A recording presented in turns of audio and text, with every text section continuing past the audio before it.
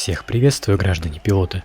Закончился CitizenCon, и теперь, немного уложив в голове все, что было сказано и показано в ходе фестиваля, я с уверенностью могу подвести итог. Мало, друзья. Очень мало для целого года работы огромной команды. Давайте я вкратце расскажу, что интересного мы там увидели. Итак, в первую очередь и самая основная часть церемонии – это демонстрация огромной, невероятной и нелинейной новой миссии на планете Микротех. Сама планета должна появиться в игре уже в обновлении 3.8 в декабре. Недолго размышляя, циги разделили демонстрацию на две части.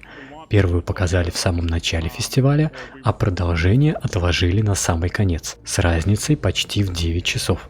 Свинство, не правда ли? Тем не менее, само приключение оказалось довольно занятным и включало в себя демонстрацию новых механик и технологий, которые предположительно очень скоро появятся в Star Citizen. Среди них обновленная технология генерации поверхности планет, реалистичная система погодных условий, например, дождь и метель, влияние погодных условий на вашего персонажа. В демонстрации игрок чуть было не замерз и чудом выжил. Неизвестно как при таком-то уровне обморожения. Продемонстрировали даже намеки на стелс-прохождение миссии, когда игроку приходилось скрываться от взглядов NPC. Правда, и это вызывает некоторые сомнения и наводит на мысли о постановке всего происходящего. И, конечно, гвоздь всей демки — почти мифический огромный исследовательский корабль Каррак, который нам был обещан с выходом обновления 3.8, но теперь выяснилось, что циги решили отложить его до февраля следующего года. К слову, это все еще 3.8, никакого обмана. Причину можно увидеть даже в самой демонстрации. Корабль определенно не готов. Множество проблем как в экстерьере, так и в интерьерах спровоцировали множество споров в спектруме, где игроки уже составляют списки исправлений для Каррака, которые хотели бы увидеть к финальному релизу корабля. Но самое главное во всей демонстрации – это его финальная часть. Каррак, ни много ни мало, отправляется в дальнее путешествие к отдаленным прыжковым вратам, чтобы выбраться из Стентона и переместиться в систему Пайра. По своему обыкновению циги не стали выдумывать что-то новое, поставив уже знакомый нам по многим космическим симуляторам, фильмам и сериалам прыжковый гид в форме кольца. Ну а само перемещение между системами напоминает небольшую мини-игру, где вам нужно удерживать корабль в пределах гипертуннеля, чтобы совершить успешный переход. Конечно, все еще может измениться к моменту релиза таких механик на лайв-сервера, но выглядит уже весьма эпично, как и сама система Pyro, которую нам пока продемонстрировали только мельком и только самую небольшую ее часть вблизи прыжковых врат.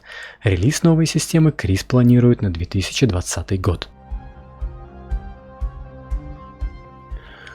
Технология генерации планет продолжает претерпевать изменения и переходит к версии 4 уже в декабрьском обновлении 3.8. Разработчики старательно пытаются улучшить визуальное содержание террейнов, постепенно приводя их к более реалистичному виду, а также стараются полностью избавиться от повторяющихся элементов, которые сейчас легко заметны при обзоре планет с орбиты. Нам показали множество цифр и не меньше демонстраций, рассказали, как создаются ландшафты, из каких карт и текстур они генерятся, еще много всякой технической всячины. Нам же с вами все равно интересен только результат, не правда ли? Не обошлось и без масштабных баталий. Многие из вас любят пострелять в неприятелей, а некоторые даже регулярно заходят на ивенты от комьюнити и стримеров, где организуют сражения в различных точках системы Стентон. Все это раньше нам приходилось самим выдумывать, организовывать и собирать участников на серверах. Теперь циги решили упростить нам жизнь, создав новый игровой режим в дополнение к уже имеющимся Arena Commander и Star Marine. Он получил название Theatres of War, а представляет собой большой Battlefield для двух команд 20 на 20 человек. Одна из команд является атакующей, а вторая – обороняющейся. Режим разделяется на 3 фазы. В первой атакующие в классическом FPS должны захватить базу, охраняемую ИИ-турелями и противостоящей командой. Во второй фазе игроки получают возможность использовать транспортные средства, такие как циклоны, урсы, баллисты, а также небольшие истребители и десантные корабли. Задача остается все той же – захват либо защита наземной базы. А в третьей фазе сражение перемещается в космос. Игрокам предстоит добраться с поверхности до космической станции на орбите. Атакующая команда должна будет отключить станцию, а обороняющаяся, соответственно, не дать им это сделать. На любом этапе сражения, если команда атакующих не смогла выполнить задачу фазы, весь матч засчитывается в пользу обороняющихся. Для чего все это сделано? По словам самих разработчиков, такой режим позволит им отработать массовые баталии на серверах и улучшить тем самым производительность. Ну а для нас с вами это еще один замечательный способ повеселиться без лишних заморочек с серверами и сбором людей на ивенты. Ждем новый режим уже в обновлении 3.8 в декабре.